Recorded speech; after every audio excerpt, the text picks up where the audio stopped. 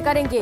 Paper leak मामले पर JDA की ओर से लगातार एक्शन जारी है। आज दूसरे दिन भी जेडीए एक्शन मोड पर नजर आ रहा है। कल कोचिंग सेंटर पर बुलडोजर चलाया गया था और अब मास्टरमाइंड की संपत्तियों पर एक्शन लिया जा रहा है। जेडीए की टीम जांच करने अपराधियों के घर पहुंची हुई है। जेडीए की 4 अलग अलग ठिकानों पर यह कार्रवाई की जा रही है। अब जेडीए पंजीयन विभाग से रिकॉर्ड भी निकलवा रहा है। रिकॉर्ड निकालने के बाद नोटिस जारी की जा सकती है। तो तस्वीरें आपको दिखा रहे हैं घर के बाहर से। आरपीएससी पेपर लीक सरगनाओं के मुख्य सरगना जो थे 2 मुख्य आरोपी, जिन्हें बताया जा रहा है भूपेंद्र सारण और इसके साथ ही सुरेश ढाका, इन दोनों के ठिकानों पर लगातार जेडीए की टीम मौजूद है और जांच की जा रही है। और बताया जा रहा है कि अब से कुछ ही समय में इनके घर पर नोटिस चस्पा किया जा सकता है। भूपेंद्र सारण का एक ठिकाना अवैध पाया गया है, वहां पर अतिक्रमण पाया गया और इसे लेकर जेडीए अब पूरी तरह से कार्रवाई के मूड में नजर आ रहा है। ये तस्वीरें आप देख सकते हैं भूपेंद्र सारण के घर के बाहर से। ये तस्वीरें आपको दिखा रहे हैं। घर को पूरी तरह से सीज कर दिया गया है। यहाँ पर बिजली का कनेक्शन कट कर दिया गया है और तैयारी लगातार नोटिस देने को लेकर की जा रही है।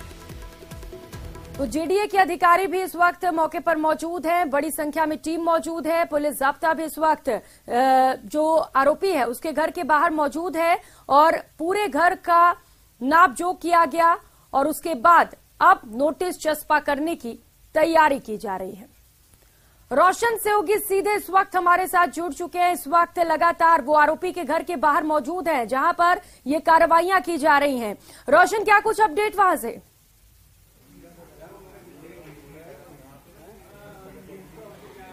देखिए, जेडीए की टीम आज यहां पर पहुंची है। जिस तरीके से जेडीए के ऊपर सवाल खड़े हो रहे थे कि जो किराए की बिल्डिंग को जेडीए ने ध्वस्त कर लिया है, जो मुख्य आरोपी है उनके ऊपर अभी तक कोई कार्रवाई नहीं हो पाई है।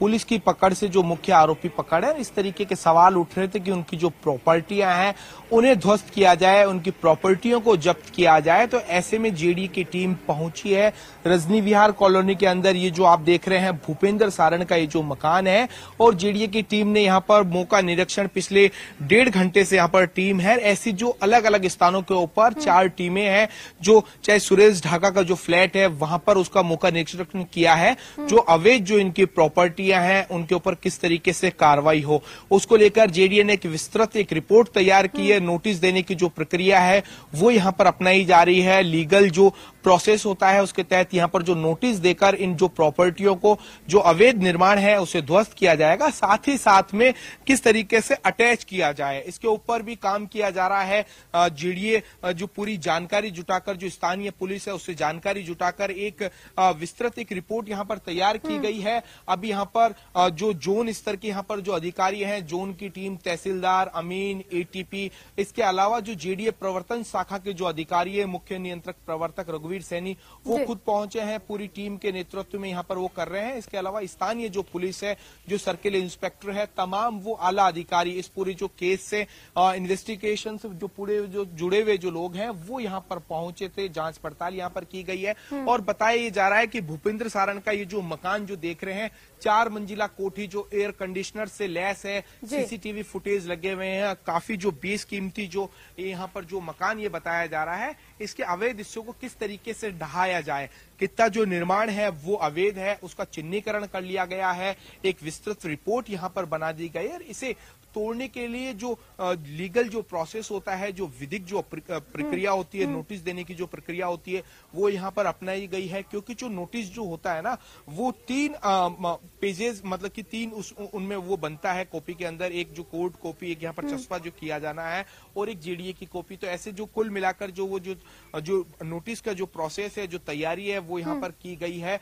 जब तक यहाँ से नोटिस नहीं दिया जाता, जब तक यहाँ से जो एनफोर्समेंट विंग है वो नहीं पहुंचेगी। क्योंकि जो नोटिस जो तैयार होता है जोन स्तर के ऊपर, जो जोन की रिपोर्ट होती है उसके आधार के ऊपर बनता है, उसको नोटिस चस्पा करने का, कार्रवाई करने का जो काम होता है जयपुर विकास प्राधिकरण के अंदर जो प्रवर्तन जो सेल है, जो शाखा है, वो उसका ये जो यहाँ पर काम होता है। तो नोटिस यहाँ पर दिया जाएगा 72 घंटों का, 3 दिन का जो समय यहाँ पर दिया जाएगा। जैसे अगर कोई जवाब नहीं आता जाता है, जेडीए उस जवाब से संतुष्ट नहीं होता है, तो ऐसे में जो जेडीए का जो पीला पंजा है, जो बुलडोजर है, वो इस अवैध निर्माण को ध्वस्त करेगा। इसके साथ साथ में जो सुरेश ढाका का जो वैशाली नगर के अंदर जो रिहायशी जो बेशकीमती जो फ्लैट है, उसमें भी जो विस्तृत यहाँ पर रिपोर्ट तैयार की गई है कि जो अवैध जो उसके अंदर जो निर्माण है, जेडीए बिल्डिंग बाइलॉज के विपरीत जो उसमें जो निर्माण हुआ है, उसका चिन्हीकरण कर उसके ऊपर कार्रवाई की जाएगी। हालांकि ये जो फ्लैट है उसको ध्वस्त नहीं किया जा सकता, जेडीए उसे सील यहाँ पर करेगा और उसके लिए नोटिस यहाँ पर जो जेडीए की ओर से यहाँ पर दिया जा रहा है। खुद मुख्य नियंत्रक प्रवर्तक यहाँ पर लगातार जो यहाँ पर इन जो तमाम जो ठिकाने हैं उनके ऊपर निगाहें बनाए हुए हैं। जेडीए ने एक विस्तृत एक जानकारी यहाँ पर तैयार की है। अभी हम उनसे जिस तरीके से बात कर रहे थे, जानकारी उन्होंने मीडिया से साझा की कि जो इनकी जो तमाम जो प्रॉपर्टियां हैं वो उनकी बारीकी से जांच की जा रही है। जो सरकार की जो तमाम एजेंसियां हैं, चाहे जेडीए हो, चाहे पंजीयन मुद्रांक डिपार्टमेंट हो, जहां पर इन जो प्रॉपर्टियों की जो रजिस्ट्री होती है, क्रय विक्रय का जहां पर जो रिकॉर्ड जो संधारण किया जाता है, वहां से भी जानकारी जुटाई जा रही है। यानी इनके नाम से इनके जो परिवार के जो लोग हैं, जो इनके जो भाई हैं, बताया जा रहा है कि एक प्रॉपर्टी के अंदर उनके भाई का भी हिस्सा है, तो वो तमाम जो जानकारियां हैं वो जुटाई जा रही है। उसके बाद में जो पूरी विधिक प्रक्रिया अपनाकर उन प्रॉपर्टियों के ऊपर सरकार एक एक कर एक्शन यहां पर लेने में जुटी हुई है। ये जो आप रजनी विहार कॉलोनी के अंदर ये जो प्रॉपर्टी देख रहे हैं, काफी आलीशान यहाँ पर मकान है। बताया जा रहा है कि इस मकान के अंदर जब यहाँ पर जो सुरेश जो ढाका यहाँ पर आता था, जो भूपेंद्र सारण यहाँ पर रहता था, तो बाहर से यहाँ पर लॉक लगा रहता था। अभी भी लॉक लगा रखा हुआ है। आसपास की जो कॉलोनी के लोग यहाँ पर कुछ बताने के लिए तैयार नहीं है, लेकिन पूरी तरीके से यहाँ पर जो पूरी जो पेपर लीक के जो पूरे जो काले कारनामे थे, चाहे फर्जी मार्कशीट बनाना, पेपर लीक करना, पेपर से संबंधित जो जानकारी है वो ग्रुपों में सर्कुलेट करना, तमाम ऐसी जो एक्टिविटी है वो यहाँ से होती थी।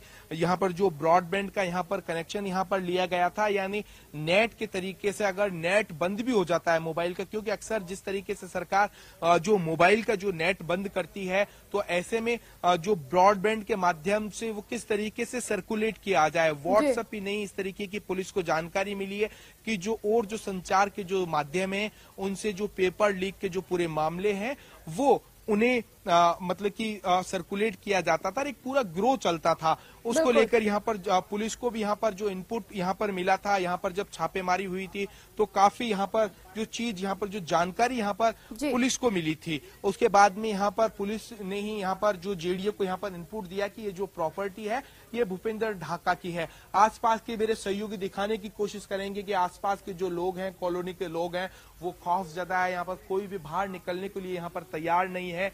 जब जेडीए के अधिकारियों ने और पुलिस के अधिकारियों ने अभी यहाँ पर जानकारी जुटाई कि भूपेंद्र सारण कब यहाँ पर आता था, कौन कौन किन किन लोगों का यहाँ पर आना जाना यहाँ पर रहता था, तो तमाम पुलिस भी एक बार दोबारा से यहाँ पर जो जानकारी यहाँ पर जुटाने में यहाँ पर जुटी हुई है कि किसी भी तरीके से पुलिस कोई लापरवाही नहीं चाहती है, कोई चूक यहाँ पर नहीं चाहती है, और किस तरीके से सख्त यहाँ पर एक्शन लिया जाए। क्योंकि जिस तरीके से इस पूरे मामले के अंदर जो सरकार की जो साख है उसके ऊपर सवाल खड़े हुए हैं, उन सवालों का जेडीए किस तरीके से जवाब दे सकता है। सरकार की जो एजेंसियां हैं, ऐसे जो दोषी लोग हैं, उनके ऊपर किस तरीके से कार्रवाई कर सकती है, ये यहाँ पर पुख्ता यहाँ पर कार्रवाई यहाँ पर की जा रही है। कल जिस तरीके से अधिगम जो कोचिंग जो इंस्टीट्यूट है, जिसकी 5 मंजिला ये जो बिल्डिंग थी, उसे देखते ही देखते जेडीए के बुलडोजर ने यहाँ पर ध्वस्त कर दिया। और देखने वाली बात हो कि उससे जेडीए ने स्पष्ट मैसेज ही यहाँ पर दिया है कि बिल्डिंग किसी की भी हो, ओनर कोई भी हो, अगर प्रॉपर्टी वो अवैध होगी, ऐसे काले कारनामों के अंदर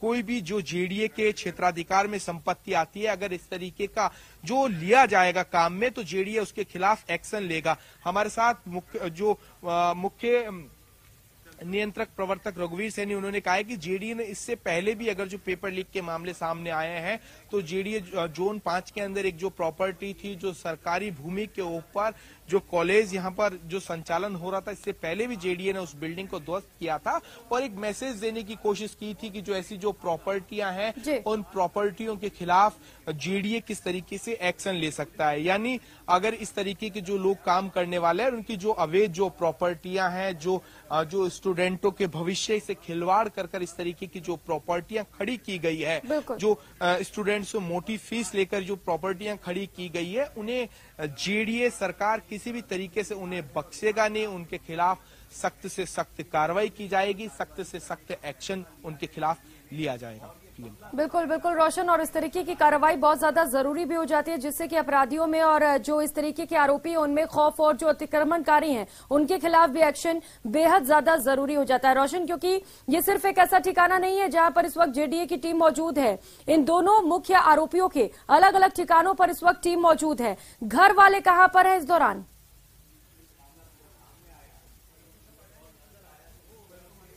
देखिए, अभी तक जिस तरीके के पिछले दिनों मीडिया में खबरें सामने आई कि घर वालों ने भी, चाहे सुरेश ढाका हो, भूपेंद्र सारण हो, उनसे जो कह सकते हैं कि जो पल्ला वो झाड़ लिया है उनसे, और कुल मिलाकर जो उनके जो घर वाले बताए जा रहे हैं कि उनके जो घर वाले हैं अभी वो गांव में हैं, और जो उनके जो लोग हैं किसी भी तरीके की जानकारी देने से वो अभी कतरा रहे हैं। और बताया जा रहा है कि अभी तक जो भूपेंद्र सारण हो या फिर सुरेश ढाका हो, इनका अभी तक पुलिस को कोई जानकारी नहीं मिली है। बताया जा रहा है कि रोशन, और ये भी बड़ा सवाल है कि आखिर मुख्य सरगना क्यों नहीं पकड़े जा रहे हैं, यहाँ पर पुलिस क्यों फेल होती नजर आ रही है, और इसके साथ ही लगातार 4 जगहों पर क्योंकि जेडीए की टीम इस वक्त मौजूद है। रोशन, आप नजर बनाए रखिएगा, जैसे ही कोई अपडेट मिलता है फौरन आपके पास आएंगे। शुक्रिया फिलहाल इन तमाम जानकारियों के लिए।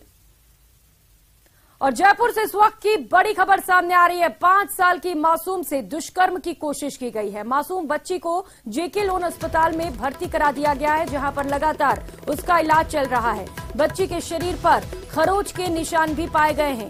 बच्ची का मेडिकल कराया गया है। फिलहाल बच्ची बेहोश हालत में है। एक और शर्मसार कर देने वाली खबर जयपुर से, ये बड़ी खबर आपको बता रहे हैं, जहां पर महज 5 साल की बच्ची के साथ दुष्कर्म की कोशिश की गई। मासूम की तबीयत खराब है, हालत स्थिर बताई जा रही है और लगातार अस्पताल में उपचार किया जा रहा है। इस बच्ची की जो स्थिति है वो वर्तमान में स्टेबल है। बच्ची पूर्ण होश में है, बात कर रही है और कुछ खा भी रही है। ये हमारे यहाँ सर्जिकल यूनिट 4 में भर्ती है।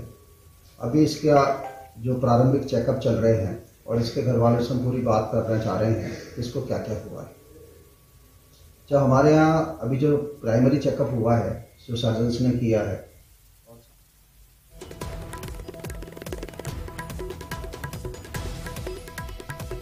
तो जयपुर से ये बड़ी खबर आपको बता रहे हैं। शर्मसार करने वाली खबर है, जहां पर महज 5 साल की बच्ची के साथ दुष्कर्म की कोशिश की गई है।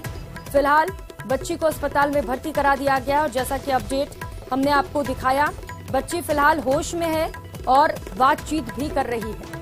लेकिन एक शर्मसार करने वाली खबर इसको कह सकते हैं, जहां पर एक दरिंदे ने महज 5 साल की मासूम के साथ दुष्कर्म की कोशिश की है। बच्ची के शरीर पर चोट के निशान भी पाए गए हैं, खरोच के निशान मिले हैं और बच्ची को अस्पताल में भर्ती कराया गया है।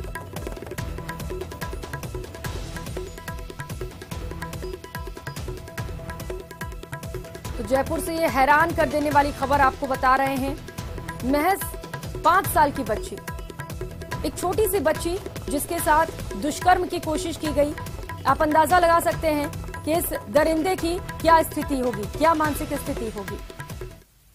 और दौसा से इस वक्त ये बड़ी खबर सामने आ रही है, जहां पर मेहंदीपुर बालाजी में शव मिलने का मामला सामने आया। मामले को लेकर एसपी ने पीसी की है। पुलिस ने हत्या के आरोप में 2 लोगों को अरेस्ट भी किया है। पवन शर्मा और किरण यादव को गिरफ्तार किया गया है। आरोपी लड़कियों और महिलाओं की तस्करी करते थे। आकांक्षा को भी तस्करी के लिए ये आरोपी लेकर आए थे। मेहंदीपुर बालाजी यहां पर लेकर ये पहुंचे थे, जहां पर एक धर्मशाला के कमरे में महिला का शव मिला। नशे की गोली खिलाकर रेप करने की भी कोशिश की गई थी। आरोपी पवन ने रेप के प्रयास भी किए थे और इसके बाद मर्डर किया गया। आकांक्षा को बहला फुसलाकर आरोपी मेहंदीपुर बालाजी लेकर पहुंचे थे।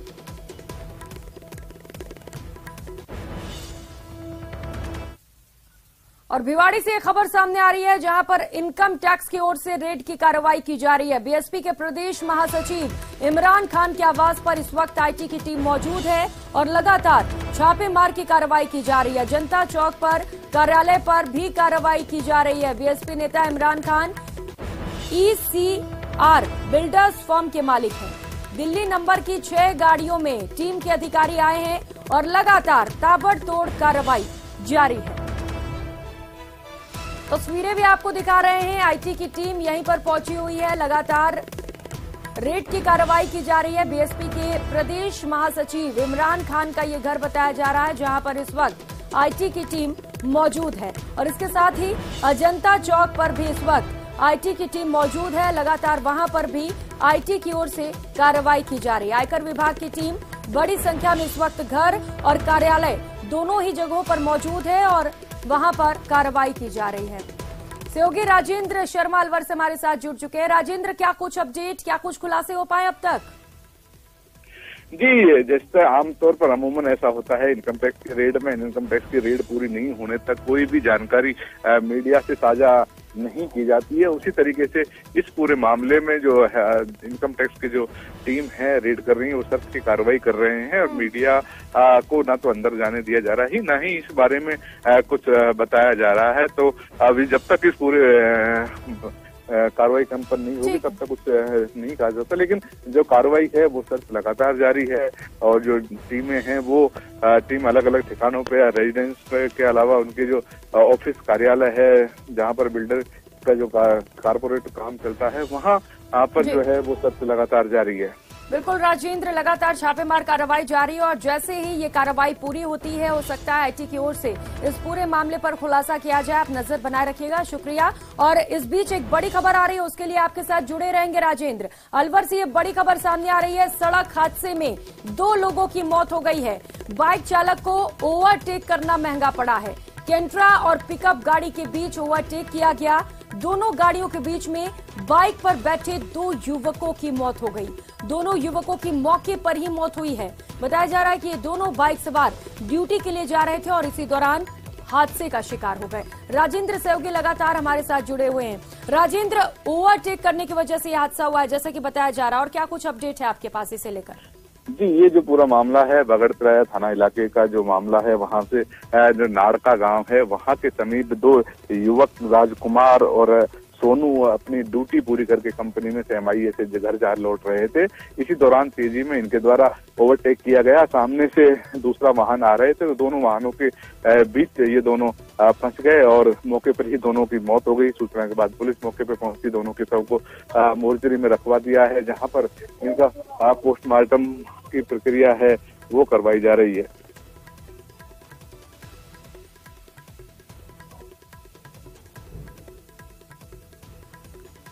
और अलवर से ये बड़ी खबर आपको बता रहे हैं जहां पर सड़क हादसे में 2 लोगों की मौत हो गई और इसीलिए राजेंद्र कहते हैं कि जल्दी से देर भली। शुक्रिया आपका इन तमाम जानकारियों के लिए।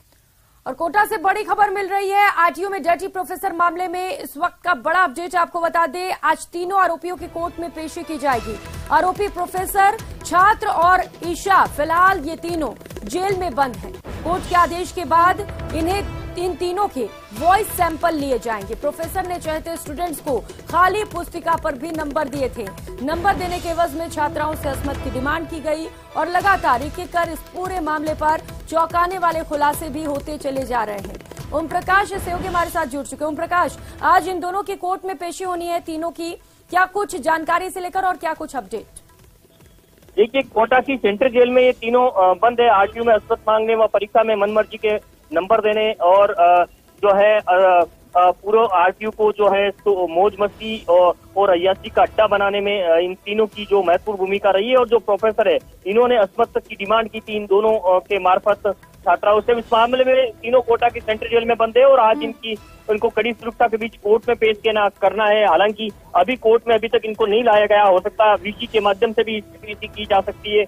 ये तो तस्वीर थोड़ी देर बाद साफ होगी, लेकिन ये कहा जा सकता है कि अब एसआईटी की टीम लगातार जो है जांच को आगे बढ़ा रही है और इनके हस्ताक्षर के नमूने कोर्ट में लिए जा चुके हैं। लेकिन अब इन तीनों के जो वॉइस सैंपल है वो लिए जाने की प्रक्रिया शुरू की जाएगी कोर्ट में। हालांकि इसके लिए प्रार्थना पत्र पहले पेश किया जाएगा एसआईटी की टीम द्वारा। प्रार्थना पत्र पेश करने के बाद में ये प्रक्रिया की जाएगी, क्योंकि करीब 35 से अधिक जो है ऑडियो मिले हैं। ऑडियो में इन्हीं तीनों की वॉइस सैंपल ली जाएगी, क्योंकि इसमें कई चौंकाने वाले और गहरे राज छुपे हुए हैं। और ये कहा जा सकता है कि बेखौफ होकर खुले आम जो है असमत की डिमांड की जा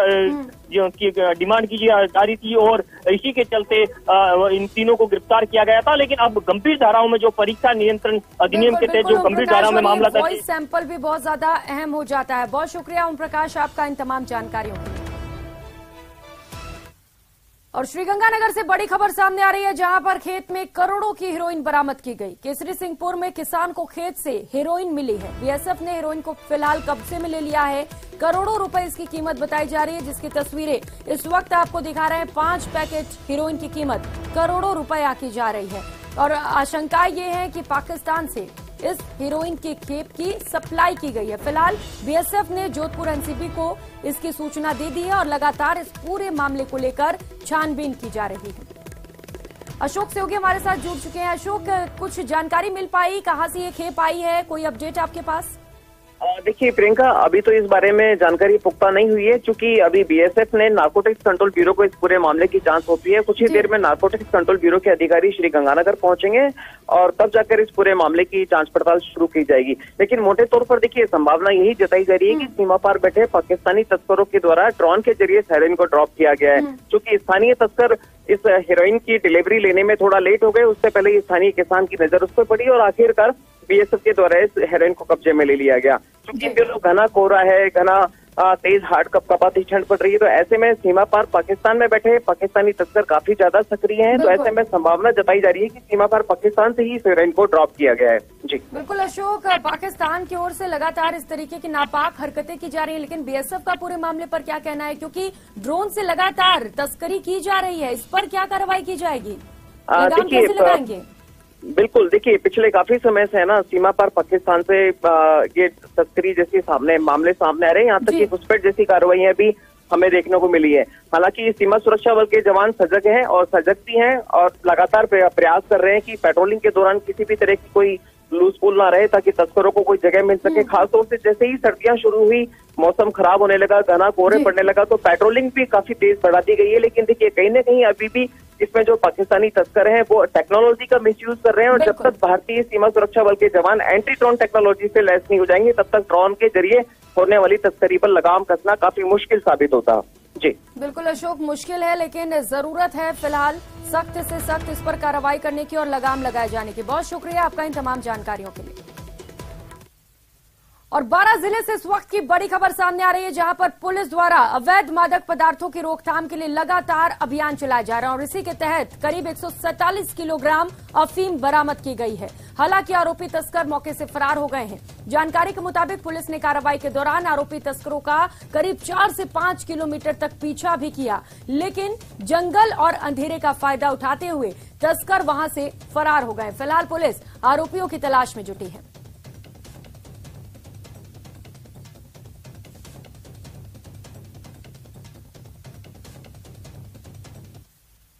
और बड़ी खबर जयपुर से है, जहां पर एक बार फिर से बेरोजगारों का हल्ला बोल देखने को मिल रहा है। कर्मचारी चयन बोर्ड के दफ्तर पर यह प्रदर्शन किया जा रहा है। बेरोजगार एकीकृत महासंघ के नेतृत्व में बड़ी संख्या में बेरोजगार इस वक्त प्रदर्शन कर रहे हैं। अटकी भर्तियों और पेपर लीक माफियाओं के खिलाफ इनका गुस्सा एक बार फिर से फूट पड़ा है। अटकी भर्तियों को दोबारा से कराए जाने और इसके साथ ही नकल माफियाओं पर लगाम लगाने की मांग की जा रही है।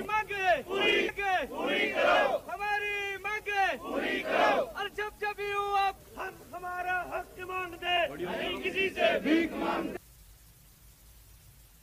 राजस्थान कर्मचारी चयन बोर्ड के दफ्तर पर आज युवा बेरोजगारों ने अपनी अलग अलग मांगों को लेकर के प्रदर्शन किया है। प्रदर्शन के बाद में जो यहाँ के चेयरमैन हैं, उन्हें ज्ञापन सौंपा गया है।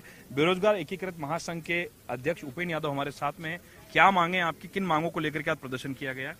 देखो, जो कर्मचारी चयन बोर्ड की विभिन्न भर्तियां, चाहे वो कंप्यूटर अनुदेशक हो, चाहे वो सूचना सहायक हो, चाहे वो लाइब्रेरियन हो, चाहे वो फायरमैन हो, चाहे पीटीआई हो, चाहे प्रयोगशाला सहायक हो, चाहे मोटर वाहन उपनिरीक्षक हो, जो तमाम जो भर्तियां हैं जिनका परिणाम जारी होना है, जिनका सूची जारी होनी है, जिनकी विज्ञप्ति जारी होनी है, उनको लेकर आज हमने प्रदर्शन किया और ज्ञापन सौंपा है। तो चेयरमैन महोदय जी ने कहा है कि सूचना सहायक भर्ती का विज्ञप्ति 20 तारीख से पहले जारी हो जाएगी, यानी कि जल्द उनको खुशखबरी मिल जाएगी। इसके अलावा जो कंप्यूटर अनुदेशक भर्ती बेसिक का जो परिणाम है 26 तारीख तक, यानी कि इसी महीने में उनका परिणाम जारी हो जाएगा। और अलग अलग भर्तियों का जो मामला चल रहा है कि पहले इनके पास स्टाफ की कमी है, हम लगातार सरकार से मांग करें कि स्टाफ की कमी को दूर किया जाए, क्योंकि वो कह रहे हैं कि हम पहले कंप्यूटर बेसिक के परिणाम में लगे हुए हैं, उसके बाद प्रयोगशाला सहायक है, लाइब्रेरियन है, फिर हम पीटीआई में लगेंगे। तो अलग और पेपर लीक मामले को लेकर लगातार जेडीए की ओर से एक्शन लिए जा रहे हैं। इस बीच ये बड़ी खबर सामने आ रही है, जेडीए लगातार दूसरे दिन एक्शन के मोड में है और कल कोचिंग सेंटर पर बुलडोजर चला था और अब मास्टरमाइंड की संपत्तियों पर एक्शन लिया जा रहा है। अपडेट के साथ सहयोगी रोशन इस वक्त सीधे हमारे साथ जुड़ चुके हैं। रोशन, क्या कुछ अपडेट? क्या उस नोटिस में है और देखिए, जेडीए ने जो है नोटिस चस्पा कर दिया है। जो भूपेंद्र सारण का ये जो मकान था, ये इसका जो अवैध हिस्सा है उसको लेकर जेडीए ने नोटिस चस्पा किया है। आप देख सकते हैं 4 मंजिला ये जो अवैध जो बिल्डिंग जो खड़ी की गई थी स्टूडेंट्स को यहाँ पर बरगलाकर, किस तरीके से जो पेपर यहाँ पर जो लीक यहाँ पर जो मास्टरमाइंड था उसकी ये जो प्रॉपर्टी आप यहाँ पर देख सकते हैं। जेडीए ने यहाँ पर इस पूरे यहाँ पर जो मकान है इसे ध्वस्त यहाँ पर किया जाएगा। जो जेडीए जो बिल्डिंग बाइलॉज है उसके तहत नोटिस दिया गया है। जैसा कि हम बता रहे थे कि कुछ ही देर में ध्वस्त करेगा। न्यूज 18 राजस्थान आपको इन नोटिस की एक्सक्लूसिव यहाँ पर तस्वीरें दिखा रहा है। यहाँ पर जो मुख्य नियंत्रक प्रवर्तक यहाँ पर मौजूद हैं, जो जोन अधिकारी यहाँ पर आप देख रहे हैं श्रीराम बडेसरा, उन्होंने यहाँ पर जो नोटिस यहाँ पर जारी कर यहाँ पर चस्पा किया है। और जेडीए ने यह कहा है कि ये जो नोटिस मीडिया के माध्यम से तामील करवा रहे हैं। यहाँ पर मुख्य नियंत्रक प्रवर्तक हमारे साथ मौजूद है, हम उनसे बात करने की। यदि आएगा तो निश्चित रूप से हम उसका परीक्षण कर करके और उनका पक्ष का पूरा विधिक परीक्षण करके ही आगे विधि सम्मत कार्रवाई सुनिश्चित करेंगे। तो अगर वो कोई जवाब नहीं देते तो बुलडोजर चलेगा, ये पक्का है? देखिए, निश्चित रूप से आपके ऑन रिकॉर्ड है, हमारे पास रिकॉर्ड है, मौके पर है, अवैध निर्माण है और वो कंपाउंडेबल नहीं है। अवैध निर्माण है, कभी भी कंपाउंडेबल नहीं है, वो ध्वस्त करने योग्य है। तो यदि मान लीजिए पक्ष भी नहीं रखते हैं तो निश्चित रूप से विधि सम्मत कार्रवाई करेंगे। सर, भूपेंद्र सारण को कितना समय दिया है, किन नियमों के तहत ये नोटिस दिया गया है जेडीए के? देखिए, हमने चूंकि ये पुराना बना हुआ है 32 जेडीए एक्ट के अंतर्गत हमने 12 जनवरी का साढ़े 5 बजे तक का समय दिया है। तो सर, यानी क्या माना जाए कि जेडीए पूरी तरीके से जो पेपर लीक के मास्टरमाइंड है उनके खिलाफ सख्ती से पेश आ रहा है? जो जेडीए के ऊपर सवाल खड़े हो रहे थे, क्या उनका जेडीए जवाब देने में जुटा हुआ है? जी, कि बिल्कुल हम कतई कोई सवाल हमारी कार्य प्रणाली पे कतई नहीं हो सकते। हम पूरे मुस्तैद हैं और अवैध निर्माणों पे ये निश्चित रूप से हम प्रभावी कार्रवाई, आप तो खुद उसके गवाह रहे हैं। 4 साल से हमने मैकेनिज्म खड़ा किया है और प्रभावी नियंत्रण स्थापित किया है। ये प्रकरण चूंकि देखिए कि उदयपुर पुलिस इसको देख रही है, अनुसंधान का एक विषय है, उसके प्रावधान विधिक प्रावधान ये है, इसलिए एक उसका तरीका है। हमारे अवधान पे आने पे हमने कोचिंग इंस्टीट्यूट पे अविलंब प्रभावी विधि सम्मत कार्रवाई की है। अवधान में ये आए, इन पर भी नियमानुसार मेरिट पे विधि सम्मत कार्रवाई पूर्णता से सुनिश्चित करेंगे।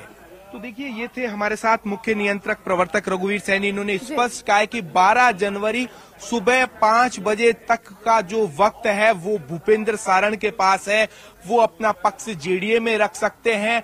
और लेकिन ये जो अवैध निर्माण है उसके खिलाफ जेडीए कार्रवाई करेगा। जेडीए बिल्डिंग बाइलॉज के तहत इस अवैध निर्माण के ऊपर यहाँ पर जो कार्रवाई की गई है, जेडीए ने यहाँ पर ये जो नोटिस आप ये जो देख रहे हैं, ये यहाँ पर जो चस्पा किया था, न्यूज 18 राजस्थान ने इसकी एक्सक्लूसिव यहाँ पर तस्वीरें यहाँ पर दिखाई थी। और आप ये यहाँ पर देख रहे हैं जो पूरा जो कॉलोनी है, जो इलाका ये जो देख रहे हैं, जो पूरा रिहायशी है जो इलाका है, इसमें खौफ का माहौल है। आसपास के जो लोग हैं वो यहाँ पर डरे हुए हैं कि किस तरीके से जो उनका जो मकान है कहीं ना कहीं उसके ऊपर कार्रवाई नहीं हो। हम ये यहाँ पर जो खुद जो पर टीम यहाँ पर जो पहुंची थी, जो जेडीए की टीम यहाँ पर, उन्होंने विस्तृत यहाँ पर जांच पड़ताल की। उसके बाद में यहाँ पर जो अवैध निर्माण है उसे चिन्हित कर यहाँ पर जो नोटिस दिया है। जेडीए की जांच के अंदर सामने ये आया है कि यहाँ पर ये जो मकान है 2 मंजिला निर्माण कर सकते हैं, यानी 8 मीटर इस भूखंड के ऊपर ऊपर जेडीए बिल्डिंग बाइलॉज के अनुसार यहाँ पर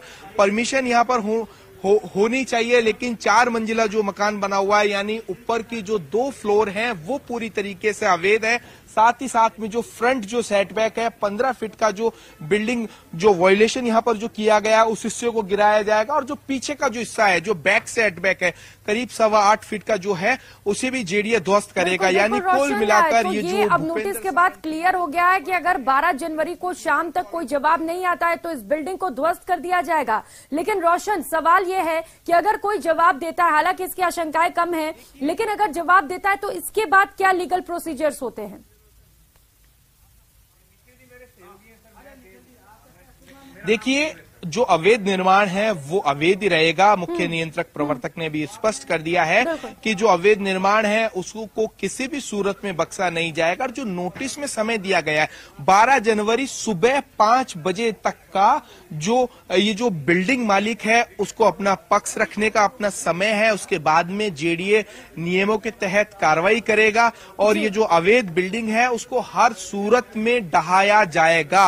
और भी जो प्रॉपर्टियां हैं उनके खिलाफ जेडीए एक्शन लेगा। अभी एक प्रॉपर्टी यहाँ पर नोटिस दिया गया है। इसके अलावा जेडीए जोन 7 के अंदर जो कॉलोनी है वहां पर ये जो रेजिडेंशियल जो प्लॉट है उसकी भी यहाँ पर विस्तृत यहाँ पर रिपोर्ट जो जेडीए की ओर से तैयार की जा रही है। मौका निरीक्षण के बाद में ये यहाँ पर जो मल्टी स्टोरी जो बिल्डिंग है वहां पर भी जो जेडीए की जो नोटिस की जो कार्रवाई है वो यहाँ पर करेगा जेडीए। लेकिन कुल मिलाकर आप कुछ हिस्सा आगे का जो है वो अवैध निर्माण बता रहे हैं, वहां पर अतिक्रमण माना जा रहा है उसे, और हम जिस तरीके से तस्वीरें देख पा रहे हैं रोशन, कुछ और मकान उसी लेन में हम देख पा रहे हैं, सेम लाइन में बने हुए हैं। क्या उन पर भी एक्शन लिया जा सकता है जेडीए की ओर से?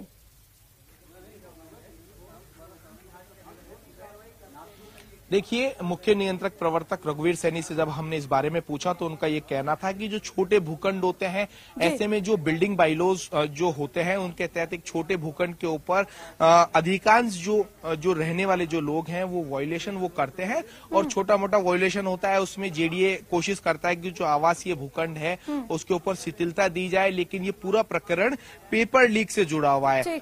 जो प्रॉपर्टी जो अटैच करने की जो कार्रवाई है वो काफी लंबी है। अभी तक जिस तरीके से यूपी गवर्नमेंट बुलडोजर चलाती थी, जो गुंडा जो माफिया है उनके खिलाफ उनकी संपत्तियों को जब्त किया जाता था, ध्वस्त किया जाता था, उसी तर्ज के ऊपर कहीं ना कहीं राजस्थान में कार्रवाई देखने को मिली है। कल अधिगम कोचिंग संस्थान के ऊपर उसकी जो 5 मंजिला जो बिल्डिंग थी उसे ध्वस्त कर दिया गया है। ऐसे में जेडीए बिल्डिंग बाइलॉज के तहत क्या हो सकता है, जेडीए का अभी ये फोकस है कि रिहायशी कॉलोनी के अंदर किसी भी तरीके का पैनिक नहीं हो। जेडीए ने अभी इसको नोटिस दिया है। यानी ये जो प्रॉपर्टी है भूपेंद्र जो सारण उसकी प्रॉपर्टी थी, पेपर लीक में वो मास्टरमाइंड था। अभी तक वो सरकार जो पुलिस है उसकी जो रडार है उसकी जो गिरफ्त है इससे दूर है। ऐसे में जेडीए स्पेसिफिक इसी भूखंड के ऊपर कार्रवाई करेगा, इसका जो अवैध हिस्सा है उसको पूरी तरीके से तहस-नहस करेगा, ध्वस्त करेगा। किसी भी तरीके का कोई रोशन की जो आसपास घर है उन्हें डरने की जरूरत नहीं, उन्हें शिथिलता दी जाएगी क्योंकि ये पेपर लीक प्रकरण से जुड़े हुए थे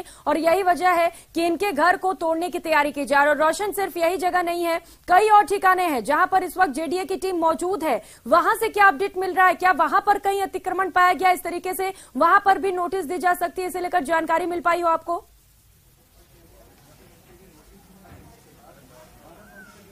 देखिए, वहां पर भी नोटिस मिला है, लेकिन अभी तक जो जांच जो प्रक्रिया है वो यहां पर चल रही है क्योंकि अलग अलग जो जोन है जेडीए की जो अलग अलग टीमें इनमें जुड़ी हुई है कि जिस तरीके से पूरी यहां पर जब तक जानकारी कंपाइल नहीं हो पाती ऐसे में भी कहा नहीं जा सकता जो और भी जो इनके ठिकाने और जो प्रॉपर्टी है, क्योंकि एक जो प्रॉपर्टी है वो रिको इंडस्ट्रियल एरिया के अंदर है। वहां पर जो कार्रवाई करने का जो क्षेत्राधिकार है वो रिको के पास है। रिको ये तय करेगा, ये चिन्हीकरण करेगा कि क्या हिस्सा अवैध है, उसको किस तरीके से उसके जो अवैध हिस्से को हटाया जा सकता है और साथ ही साथ में इन प्रॉपर्टियों को किस तरीके से जब्त किया जा सकता है। क्योंकि जिस तरीके से जो सरकार की जो छवि है वो कहीं ना कहीं इस पूरे पेपर प्रकरण के बाद में प्रभावित हुई है, उसको किस तरीके से उसको दुरुस्त किया जा सकता है, किस तरीके से ये जो छवि है उसे सुधारा जा सकता है, इसी को लेकर एक के बाद में एक कार्रवाई करने को यहाँ पर मिली है। अधिगम कोचिंग के कार्रवाई के बाद में जेडीए के ऊपर कहीं ना कहीं सवाल खड़े हुए थे कि जो किराए की जो बिल्डिंग थी जिसका ओनर कोई और था, उसका केवल गुना इतना सा था कि उसने अपनी प्रॉपर्टी को लीज पर दिया था। ऐसे में जेडीए ने उसको अवैध बताते हुए आवासीय भूखंड के अंदर कोचिंग संस्थान कोचिंग चलाने की वजह से उस पूरी बिल्डिंग को धराशायी कर दिया, ध्वस्त कर दिया। यानी अभी तक जो मुख्य जो मास्टरमाइंड है, दोषी है, उनके खिलाफ किसी भी प्रकार की कार्रवाई नहीं की गई है। जो दोनों जो मुख्य आरोपी हैं वो पुलिस की पकड़ से दूर है। तो ऐसे में एकमात्र सरकार के पास और जेडीए के पास एकमात्र रास्ता ये बचता था कि जो जयपुर विकास प्राधिकरण क्षेत्राधिकार में उनकी कौन कौन सी प्रॉपर्टियां हैं, क्या उनका अवैध हिस्सा है, किन अवैध प्रॉपर्टियों के ऊपर जेडीए कार्रवाई कर सकता है। आज सुबह से ही जेडीए की अलग अलग टीमें इस पूरे प्रकरण को लेकर जांच में जुटी हुई थी। सुबह जेडीए की टीम यहां पर पहुंच गई। न्यूज 18 राजस्थान ने सबसे पहले ये दिखाने की कोशिश की कि यहां पर कैसे टीम पहुंची है। विस्तृत जांच पड़ताल के बाद करीब 2 घंटे से ज्यादा का वक्त यहां पर हो चुका है। जेडीए प्रशासन किसी भी तरीके की लापरवाही, कोई खामी नहीं यहां पर चाहता है। पूरी जांच पड़ताल करने के बाद में नोटिस दिया गया और बताया ये जा रहा है कि ये जो मकान है इसका आधे से ज्यादा जो हिस्सा है वो अवैध है, उसे ध्वस्त किया जाएगा। अधिगम जो कोचिंग है उसे पूरी तरीके से तहस-नहस कर दिया था, ध्वस्त कर दिया था। लेकिन ये जो मकान है जेडीए बिल्डिंग, जब अधिगम कोचिंग पर बुलडोजर चला था तभी से ये बड़ा सवाल उठ रहा था कि जो मुख्य जो आरोपी हैं उनके घर पर कार्रवाई कब होगी, और इसे एक बड़ा एक्शन माना जा सकता है। रोशन, वो जो नोटिस चस्पा किया है जरा उसे दिखाइएगा। रोशन, कुछ लिखा हुआ है उस पे, अगर आप पढ़ के बता सके दर्शकों को क्या कुछ लिखा है, अल्टीमेटम क्या दिया गया है, जरा उसको दिखाइएगा दर्शकों को।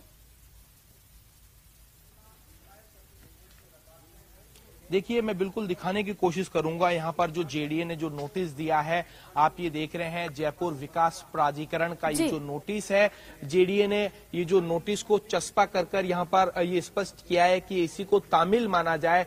भूपेंद्र सारण और जिनके जो पिताजी है इनका नाम जो यहाँ पर लिखा गया है पामूराम यहाँ पर बताया गया है। प्लॉट नंबर 67C रजनी विहार, हीरापुरा, जयपुर का ये इलाका है। इसमें स्पष्ट यहाँ पर किया गया है कि शिक्षक भर्ती परीक्षा लीक प्रकरण में अवधान में आया कि पेपर लीक में मुख्य सरगना भूपेंद्र सारण के भूखंड संख्या C67 रजनी विहार में अवैध रूप से 4 मंजिला मकान बना रखा है। उक्त मकान भूपेंद्र सारण व गोपाल सारण के नाम का स्वामित्व ज्ञात हुआ है। जेडीए को जैसी जानकारी मिली है, जो भूपेंद्र सारण है उनका जो भाई है गोपाल सारण, उसका भी इसमें शेयर यहाँ पर बता रहे हैं, जिस पर ये लिखा गया, जिस पर मौके पर ही उपायुक्त जोन की राजस्व व तकनीकी टीम के पहुंचने पर जोन की टीम रिपोर्ट अनुसार भूखंड संख्या के ऊपर 28 फीट यानी 141 स्क्वायर यार्ड का ये पूरा भूखंड है। इसके अंदर 28 जो फीट जो एरिया है उसके ऊपर ही बिल्टअप जो कंस्ट्रक्शन की परमिशन मिलती है, यानी जो और जो हिस्सा है वो पूरी तरीके से जेडीए ने अवैध माना है। रोशन, यहाँ पर अतिक्रमण भी था और इसके साथ ही क्योंकि ये लोग पेपर लीक प्रकरण से भी जुड़े हुए थे और यही वजह है कि एक बड़ी कार्रवाई जेडीए की ओर से की गई, और अगर उनकी ओर से कोई जवाब नहीं आता है तो जल्द ही ये जो आलीशान बिल्डिंग हम देख पा रहे हैं करोड़ों रुपए की लागत